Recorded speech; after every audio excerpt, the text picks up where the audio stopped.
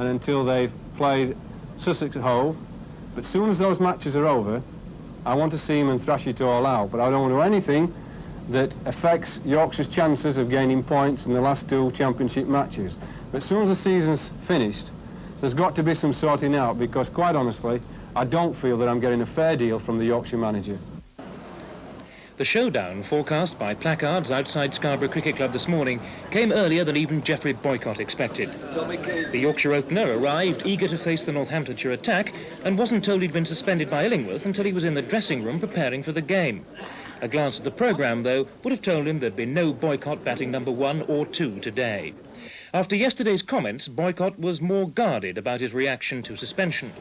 Well, Yorkshire cricket's my life, first and foremost, and I'll basically consider the statement the manager has made and the suspension, and then I have 7 days as a right of reply per the Test and County Cricket Board regulations. So I'll take the few days to think about it, and then I'll let you know when I have something to say. Play started on time after a 10-minute protest by Boycott supporters on the pitch fizzled out. But as the Yorkshire wickets began to fall, there was only one topic of conversation amongst the county members, many of whom were stunned and angry about this morning's developments.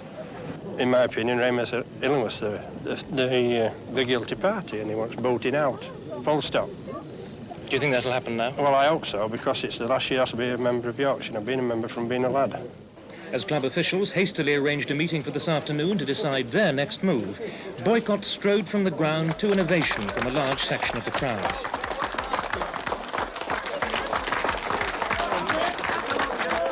The applause even brought play on the field to a standstill. Throughout the morning, as Boycott signed autographs and copies of his new book, Yorkshire and the team manager Illingworth refused to elaborate on the player's suspension. Then, after lunch, Illingworth called a surprise news conference, where he explained that it was all a matter of club discipline. I can hold my head up and think I've done my job honestly and as well as I can do it. Did you make this decision totally by yourself, or did you have a word with the committee about it first? No, I haven't spoken with the committee. I spoke with the captain this morning, so the captain was aware of what was happening. And do you think this means a winter of discontent for Yorkshire cricket? Well, I don't think it's going to be too peaceful for the time being, no. Ray Illingworth. Well, finally, on a sad night for English sport, Steve Ovett, of all people, has been beaten in the mile. Ovett was beaten by the American Sidney Marie of the United States in the race in Italy. The time was 3 minutes, 48.83 seconds, 1.5 seconds outside Sebastian Coe's world record. Donald. Just time now for a quick look at tomorrow's weather. Most eastern parts will have a dry day with bright or sunny periods and with the sunshine concentrated in southeast England. But rain over West Scotland and Northern Ireland will spread slowly eastwards during the day, reaching central Scotland, Wales and the most westerly parts of England by evening.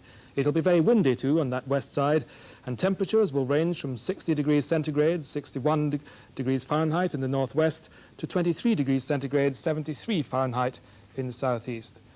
And that's it from Newsnight for tonight. Until the same time tomorrow night, from all of us here, very good night to you.